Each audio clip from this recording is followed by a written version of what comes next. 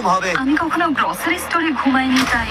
পরবর্তী দিনগুলো যখন তারা এই স্টোরে কাটাতে শুরু করলো, তারা একে অপরের দুর্গগুলো ভেঙে দিচ্ছিল এইসব কি হচ্ছে? আর একে অপরের ঘুমে বাধা দিচ্ছিল। মাথাটা খারাপ হয়ে গেছে। তারা ঠিক সেটাই করছিল যা করা দরকার ছিল এই প্রতিযোগিতায় টিকে থাকতে। আমি সিরিয়াসলি বলছি, এই ভিডিওটা ওরা যতদিন চায় ততদিন চলতে পারে।